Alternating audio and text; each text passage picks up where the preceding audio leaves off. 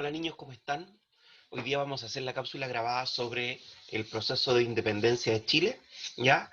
Y en relación a ese contenido, ustedes van a tener que realizar después un test que es evaluado, que es con nota. Por tanto, les recomiendo que al momento de ver esta cápsula grabada, tomen los apuntes correspondientes para que los puedan usar de torpeo legal al momento de contestar el test en la página de aula virtual del colegio. ¿Ya? Recordarles, chiquillos, que la última sesión de cápsula grabada que yo les dejé está relacionada con la crisis del imperio colonial en la segunda mitad del siglo XVIII, que es la antesala del proceso de independencia. ¿Ya? Esa crisis se daba mayoritariamente por las continuas guerras que había tenido España con Inglaterra principalmente, y la incapacidad que había tenido el mismo imperio español de poder frenar el comercio ilegal de piratas y corsarios protegiendo las costas de América, lo cual hacía que el monopolio comercial funcionara de mala manera.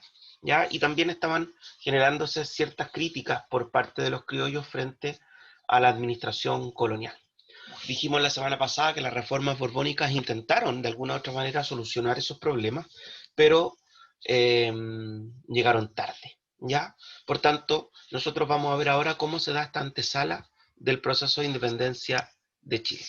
Chiquillos, el objetivo de la clase es que podamos identificar principalmente los factores o antecedentes que llevan a este proceso de independencia, que también entendamos que el proceso de independencia está marcado por el azar y las circunstancias, que no es un proyecto propiamente definido, que no es un proyecto planificado con antelación desde el momento uno, desde la formación de la primera Junta Nacional de Gobierno en adelante, sino que la idea de independencia se va alimentando en el camino, fruto de los hechos y las circunstancias que van ocurriendo, ¿ya? Y que van a haber ciertos hitos dentro del proceso de independencia que van a marcar puntos de inflexión entre este camino de autogobierno mientras el reino está, hasta declarar la independencia en la patria nueva por parte del director supremo Bernardo Higgins. ¿Ya? Eso es lo que tenemos que ver. ¿Cuáles son sus antecedentes? ¿Por qué? ¿Cómo se desarrolló como un proceso marcado por el azar y las circunstancias? ¿Y cómo culmina el proceso a través de sus etapas? Aquí hay un cuadro sinóptico, chiquillos, de cómo se van a ir dando los procesos de independencia en América Española, porque este es un proceso no solo de Chile, ¿ya? Parte en 1803 en Haití, aunque no es una colonia española propiamente tal, ¿ya? Y después se extiende al resto de los países sudamericanos, latinoamericanos, donde el mayor flujo va a estar en el año 1810 en México, en Argentina y en Chile. ¿Ya?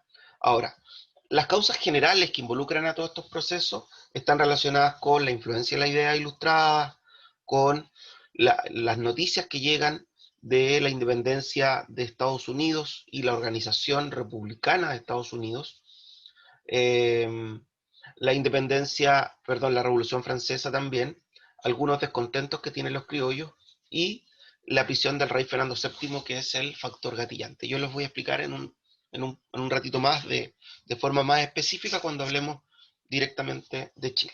¿Ya? Dos conceptos importantes, chiquillos, ¿ya? Para que los anoten. El primer concepto, logia lautarina, ¿ya? Es una logia o grupo secreto compuesto por algunos próceres de la independencia como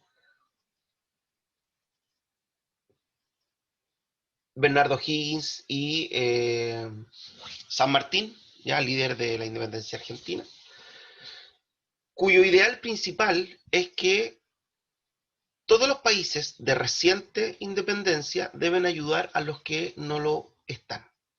La idea de esta logia lautarina es que ningún país independiente que ha llevado a cabo su proceso de independencia va a estar seguro si es que los españoles siguen teniendo dominios dentro de América. Por eso que los argentinos, liderados por San Martín, nos ayudan con el ejército libertador en la independencia de Chile, y posteriormente nosotros pedimos un crédito a Inglaterra en 1821 para armar la expedición libertadora de Perú. ¿Ok? Y eso se da por esta logia lautarina, por este grupo secreto que consideraba, ¿cierto?, que la independencia de las nacientes repúblicas latinoamericanas no iban a estar seguras si es que no se expulsaba hasta el último bastión de dominio español. ¿Ya? Y el otro concepto que quiero que anoten es el concepto de panamericanismo. Ya, el panamericanismo es una propuesta, una idea de Simón Bolívar, ya líder de la independencia, todo lo que es el sector venezolano, ¿cierto? Colombiano, que pretendía o que decía que no había ninguna posibilidad de una independencia segura si es que las colonias americanas, las ex colonias americanas, los estados nacientes, no se agrupaban como una gran confederación. Por eso el concepto de pan, de todo. Toda América Latina unida, como una especie de Unión Europea. ¿Ya? A eso se llamó el panamericanismo. ¿Ok? Esos son dos conceptos importantes que hay que recordar. Bueno, la independencia de Chile, chiquillos, se va a dividir o la vamos a dividir en factores externos y en factores internos. ¿Ya? Los factores externos son todos aquellos que provienen de afuera de la relación colonial o de la península ibérica y de América. ¿Ya? Y dentro de estos factores externos, el primero es la ilustración, que nosotros ya la hemos trabajado en otros momentos, ¿cierto? Estas ideas contrarias a la monarquía absoluta que se desarrollan en Francia y en Inglaterra a lo largo del siglo XVIII y que en el fondo proponen la soberanía popular, la división del poder del Estado, el apego a la ley y al constitucionalismo como un modelo ordenador de la sociedad y del Estado, el aumento de las libertades individuales y de las libertades civiles. Acuérdense de la Declaración de los Derechos del Hombre y del Ciudadano, que la vimos hace un tiempo cuando hablamos de la Revolución Francesa, ¿ya? Y obviamente que estas ideas ilustradas comienzan a penetrar en América y se hacen eco en algunos grupos de la aristocracia chilena, de los criollos chilenos. Y aquí hay un punto importante, chiquillos, porque nos tenemos que preguntar, bueno, ¿cómo ingresan estas ideas? Porque la corona española las prohibía, ¿ya? Bueno, entran porque algunos libros vienen en el contrabando, ¿ya? En el mercado negro. Pero también porque hay jóvenes de la oligarquía chilena que se van a estudiar a Europa en el contexto de la Revolución Francesa, en el contexto del fulgor de estas ideas ilustradas. Por tanto, cuando ellos regresan a Chile, llegan con todas estas ideas en el fondo en la cabeza y las comienzan también a transmitir. ¿Ya? Por tanto, ahí están las dos formas que nos permiten explicar cómo entraban estas ideas ilustradas durante el periodo colonial o a finales del periodo colonial, si es que estaban prohibidas porque eran contrarias a la monarquía absoluta, a la monarquía del rey. También el segundo factor externo es la independencia de Estados Unidos de 1776, porque se transforma en un ejemplo de cómo una colonia se puede independizar de la madre patria, entre comillas, que en este caso era Inglaterra. Y está también la Revolución Francesa y todas las noticias que llegan a Chile a través de diarios, periódicos y la información de los chilenos que se van a Europa en ese contexto y que se transforma en un ejemplo de cómo fluyen las ideas ilustradas y cómo los pueblos en el fondo terminan generando sus procesos liberalizadores. ¿Ya? Por tanto, también hay que recordar, chiquillos, que la independencia de Estados Unidos y la Revolución Francesa son movimientos que están nutridos por los principios de la Ilustración. Lo mismo nos va a pasar con nuestros procesos de independencia. Los factores internos, los que ocurren al interior del territorio colonial. Primero, hay un descontento criollo. Aquí hay un punto importante. Los criollos, chiquillos, son los hijos de españoles nacidos en América. ¿Ok? Por tanto, ellos pertenecen a la élite, son la parte mayoritaria de la élite, pero dentro del grupo de élite, dentro de los privilegiados, ocupan un segundo plano. porque el primer plano lo tiene una minoría hispana o peninsular, ¿ya? Ahora, los criollos mayoritariamente participan en el cabildo, que es la municipalidad.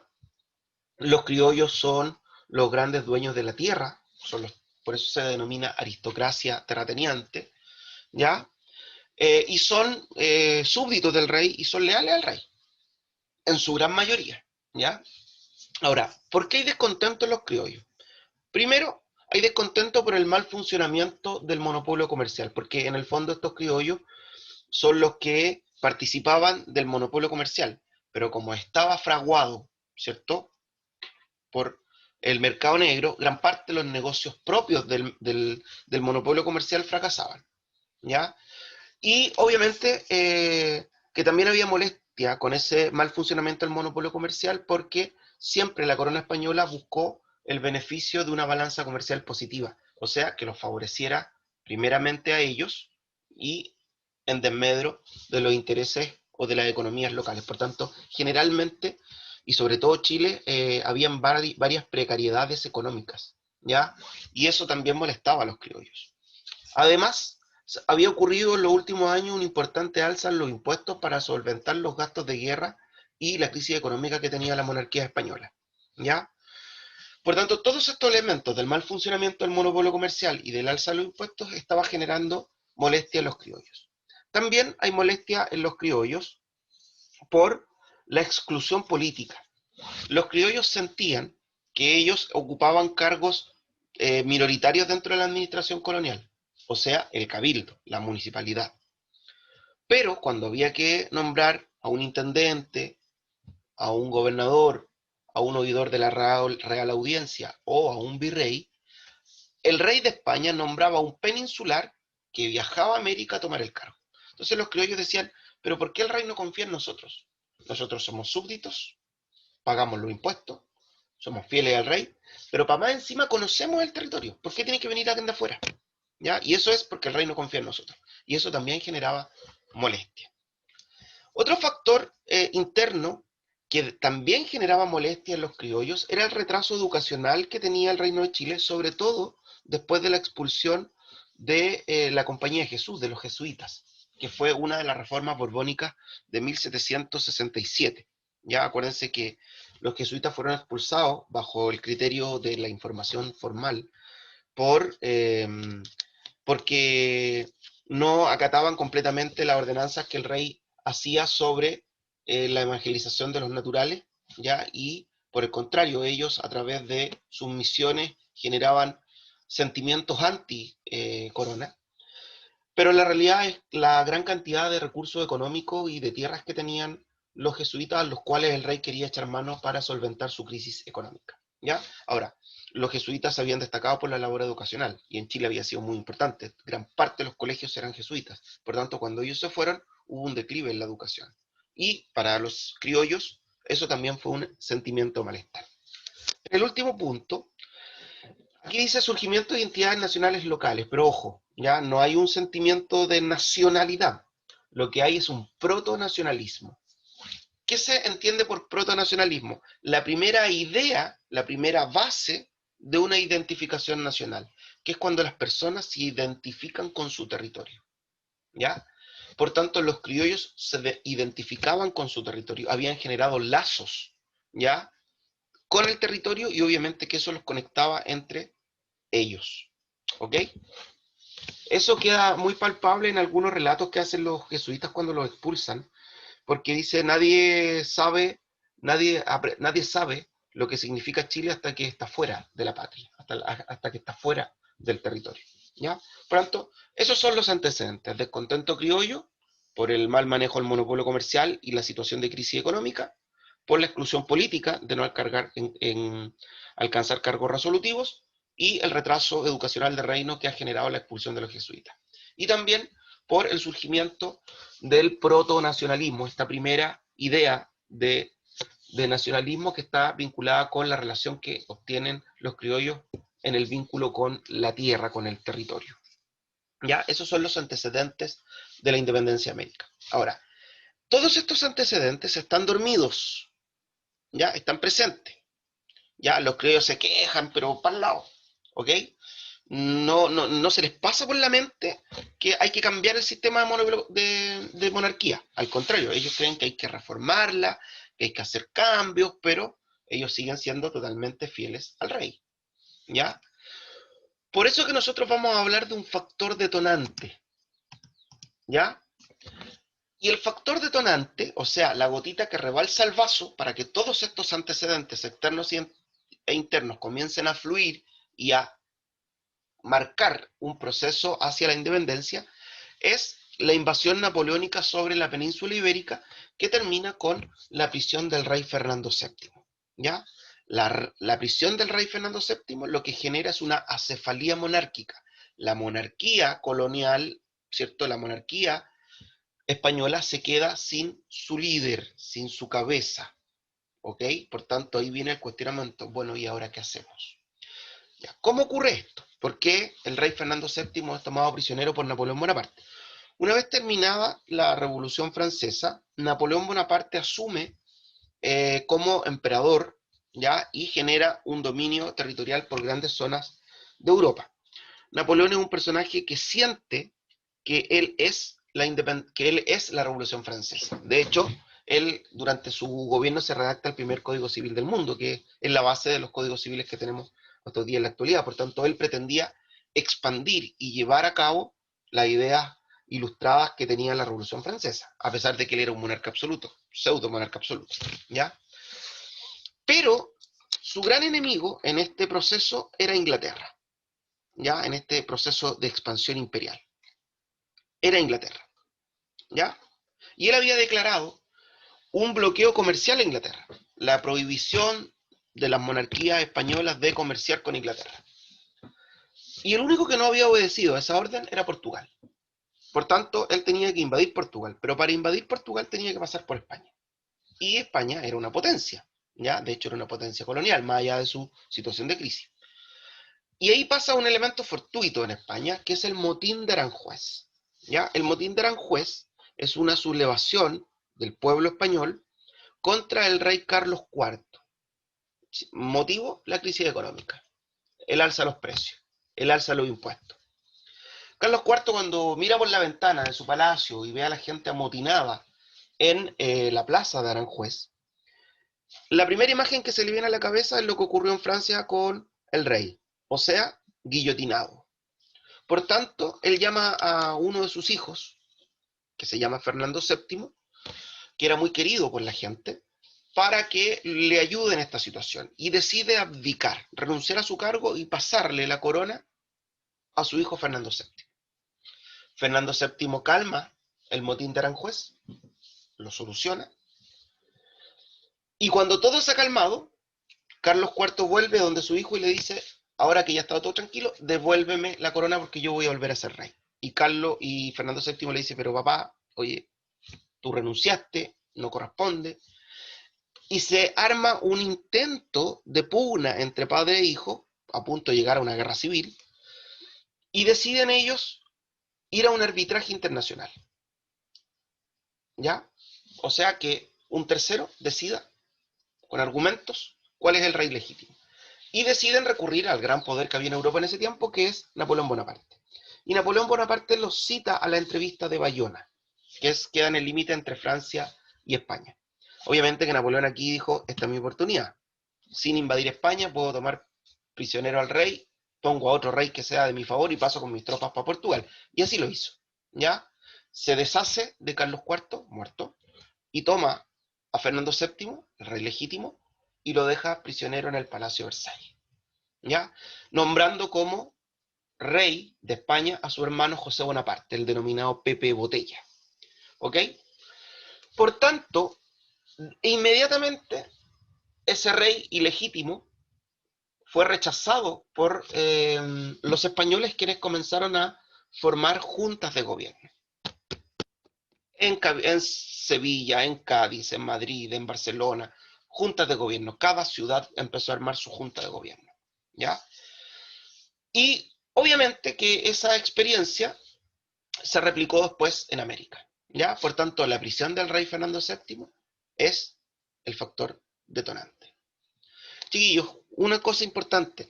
todo el proceso de independencia de América, todo el proceso de independencia de América es liderado, dirigido y financiado por las élites criollas, ¿ya? Por la aristocracia terrateniente, por la élite criolla, por los criollos, que es un porcentaje muy mínimo de la población.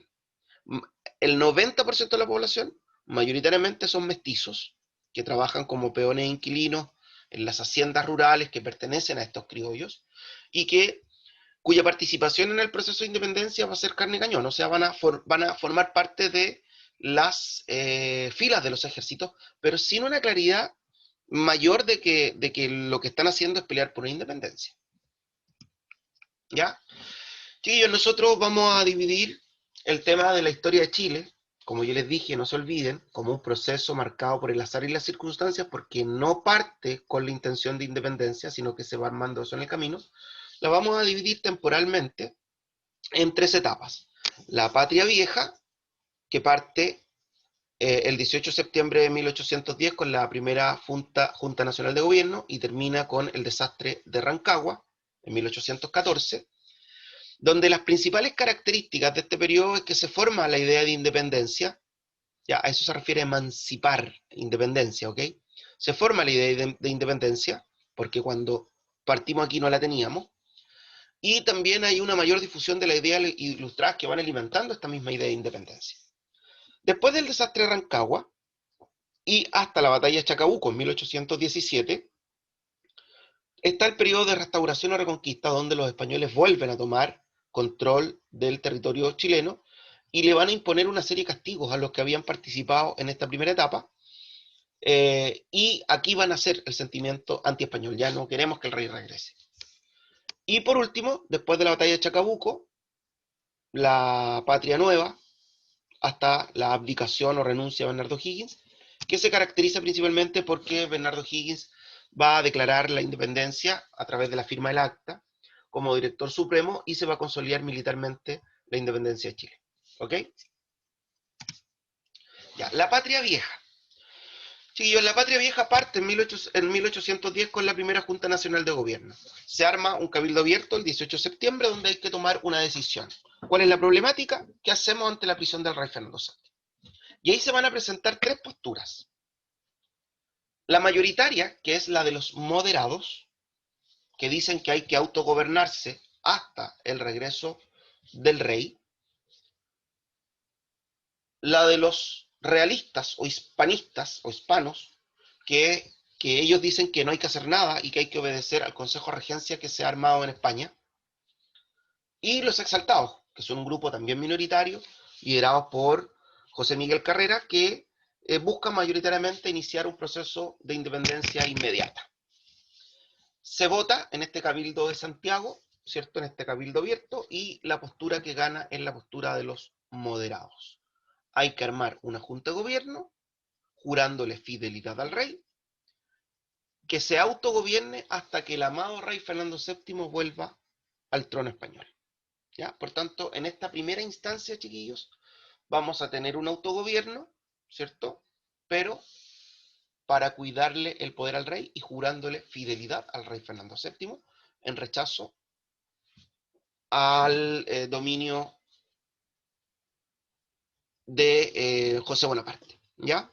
Los argumentos que se entregan para establecer la Junta de Gobierno son los mismos que se entregan en España, ¿ya? Se recurre a un antiguo código legal, las 7 partidas de Alfonso X el Sabio, que planteaba que, que planteaba que ante la ausencia del rey legítimo el poder volvía al pueblo, por tanto sí había cierta consideración de la soberanía popular en antiguos códigos legales españoles, que las colonias americanas pertenecían al rey y no al pueblo español, ¿cierto? Por tanto también estaban en su derecho de organizarse, ¿ya?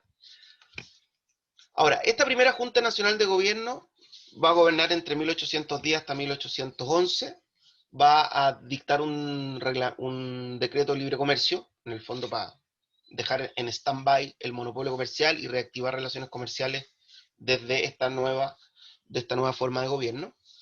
Va a crear también, de alguna otra manera, organizar un ejército nacional y va a llamar a elecciones para conformar el primer Congreso Nacional que se constituye en 1811. ¿ya? Desde 1811 hasta 1812, corresponde el periodo del primer Congreso Nacional, cuyo hito más importante es la dictación de la Ley de Libertad de Vientre, ¿ya? De Manuel de Salas. Chile fue uno de los primeros países en legislar contra la esclavitud, primero con la Ley de Libertad de Vientre de 1811 y posteriormente eh, con la abolición de la esclavitud en 1823. Esta Ley de Libertad de Vientre del primer Congreso Nacional decía que se prohibía el comercio de esclavos en Chile y que todos los hijos de esclavos nacidos en Chile eran libres. Obviamente que el primer Congreso Nacional, al igual que la primera Junta Nacional de Gobierno, no habían dado pasos de avance hacia la idea de independencia. ¿Por qué? Porque eran moderados, que habían comprometido fidelidad al rey, en el fondo, para eh, autogobernarse hasta su regreso. ¿Ok? Por eso que en 1812 José Miguel Carrera da el primer golpe de Estado, un 11 de septiembre, y clausura el Congreso, ¿ya? Y se pone él a la cabeza del gobierno. Durante esta etapa del gobierno dictatorial de José Miguel Carrera, sí se dan avances más significativos en términos de marcar a Chile como un país más distante, más separado de la administración colonial española. Por ejemplo, crea los primeros símbolos patrios, un escudo y una bandera. Y de hecho, el eslogan del escudo es: después de las tinieblas, la luz. ¿Ok? Donde se plantea que las tinieblas habían sido el pasado colonial y la luz es la independencia. También trae a Chile la primera imprenta para publicar el primer periódico nacional, que es La Aurora de Chile, cuyo primer editor fue un fray mercedario, fray Camilo Enríquez, eh, donde,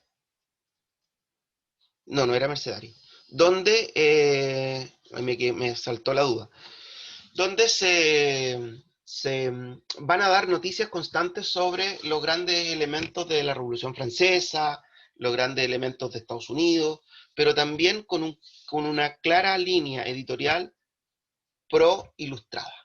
¿Ya? De hecho, cuando uno lee el prospecto que escribe Fray Camilo Enrique, claramente se da cuenta de que ellos están promoviendo la soberanía popular, ¿cierto? La participación ciudadana, entre otras cosas.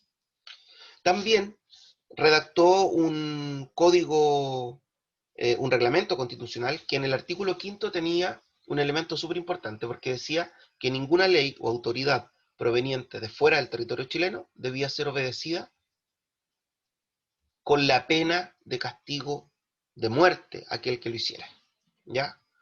Por tanto, ahí claramente está diciendo que si el rey vuelve, va a tener que negociar con nosotros, que somos el gobierno reconocido. Chiquillos, en 1812 el rey es liberado, ya vuelve a España, y obviamente que se escandaliza con todos los procesos que se han vivido en las colonias americanas y en la misma España, y rápidamente le ordena al virrey del Perú que mande tropas a reconquistar Chile, lo cual ocurre en 1813. Carrera deja el cargo en manos de una junta de gobierno para tomar el mando del ejército, sufre una terrible derrota, el mando del ejército queda en manos de O'Higgins, lo cual produce un quiebre entre los dos próceres de la patria, entre O'Higgins y Carrera, que desencadena, o es una de las explicaciones de la derrota en Rancagua y la vuelta a la administración colonial. Lo poco y nada que se salva del ejército de O'Higgins se va a Mendoza, donde durante 2 o 3 años se va a estar armando el denominado Ejército Libertador de los Andes. En la restauración monárquica, el periodo que va entre 1814 a 1817, se caracteriza porque el rey de España vuelve a tomar el control de Chile, se instruye al ejército de los Talavera a realizar ahorcamientos públicos y a perseguir a los patriotas, se secuestran los bienes de los patriotas, se realizan los juicios de vindicación, donde ahí se decidía si iba a los campos de concentración en el archipiélago Juan Fernández, o iba a la horca, o se le secuestraban los bienes. Se restablece el monopolio comercial, se clausura el Instituto Nacional y la Biblioteca Nacional, que habían sido creadas también durante el gobierno de Carrera, y se deja de publicar La Aurora de Chile y se reemplaza por otro periódico monárquico. ¿Ya? Este es el periodo producto de los castigos que implementaron los españoles a los que habían participado en la patria vieja, donde surge el sentimiento antiespañol. En este contexto hay una figura importante porque, bueno, la historia lo realza bastante y que tiene que ver con el rol que juega Manuel Rodríguez, ¿ya? Y otros espías más que llevaban información al Ejército Libertador de los Andes para poder cruzar de forma exitosa, lo cual se logra en 1817 para alcanzar el triunfo en la batalla de Chacabuco e iniciar el periodo de la denominada Patria Nueva. ¿Ya? Inmediatamente después del triunfo de Chacabuco, los chilenos, característicos por nuestro nacionalismo, le ofrecen el gobierno de la naciente república eh, a San Martín, argentino, el cual la rechaza y propone él a, a Bernardo Higgins, y Bernardo Higgins asume como director supremo, ya con plenitud de poderes. Tras el triunfo de la batalla de Maipú se firma el acta de independencia. Ya, también Bernardo Higgins dicta dos reglamentos constitucionales, el de 1818, ahí hay un error, y el de 1822. Crea la Alameda de Santiago, el Cementerio General y el Cementerio de Disidentes en Valparaíso. Introduce un método de educación que para el momento era bien innovador, que es el método Lancaster. Y en 1821 solicita un crédito a Inglaterra para financiar la expedición libertadora al Perú, de acuerdo a esta logia lautarina, o lautariana, que yo les expliqué al iniciar la clase. En 1823, chiquillos, en 1823 Bernardo Higgins renuncia a su cargo, se autoexilia en el Perú, producto de los continuos conflictos que tiene con la aristocracia terrateniente, con los criollos, ¿ya? Los criollos en el fondo lo culpan de haber participado o haber tramado la muerte de Manuel Rodríguez y el fusilamiento de los hermanos Carrera. Eh, los sectores más conservadores del mundo criollo están muy molestos porque O'Higgins utilizó las iglesias como cuarteles militares durante las batallas de independencia. No les perdonan tampoco a esos sectores conservadores que haya creado un cementerio de disidentes, o sea, no católicos, en Valparaíso. También hay una pugna anterior donde un sector de los carrerinos ya no lo perdona por culparlo directamente, como les dije, la muerte por fusilamiento de los hermanos Carrera en Argentina, y sobre todo por el crédito internacional que pidió Higgins para financiar la expedición libertadora del Perú, que se tiene que pagar con los impuestos de ellos, de esos mismos criollos. ¿Ya? Por tanto, cuando O'Higgins se va, chiquillos, dice una frase. Dice, no me ha tocado a mí dejar consolidadas las bases de la República de Chile, pero sí la ha dejado libre y reconocida por las armas. Si alguna vez tuve que gobernar con el garrote, o sea, a palos, fue porque las circunstancias históricas así lo demandaban. ¿Ya? Por tanto, ahora yo me voy y ahí les dejo para que ustedes organicen la República. Por tanto, él termina el periodo con la consolidación militar de la independencia. Chiquillos, espero que les vaya bien en la prueba. Lo bueno de esta cápsula grabada, que ustedes la pueden detener las veces que quieran, ¿ya? De hecho, la pueden utilizar para tomar los apuntes, por eso que se los presento también en un PPT. Pero es muy importante, chiquillos, que tomen los apuntes para poder realizar la prueba que les voy a dejar a continuación, que se hace en línea, ¿ya? Chao, niños. Una recomendación, si alguien quiere en el fondo también apoyarse un poquito más en todo este proceso, vea de la serie Héroes de la Comisión Bicentenario y Canal 13 el capítulo de Manuel Rodríguez. ¿Ya? Véalo, usted lo googlea y le va a aparecer al tiro. Está en YouTube, de hecho, la puede ver completa. Una película que dura como cerca de una hora y un poquito más. ¿Ya? Serie Héroes, Manuel Rodríguez. Ya, chiquillos, con toda esa recomendación, éxito en la prueba. Nos vemos.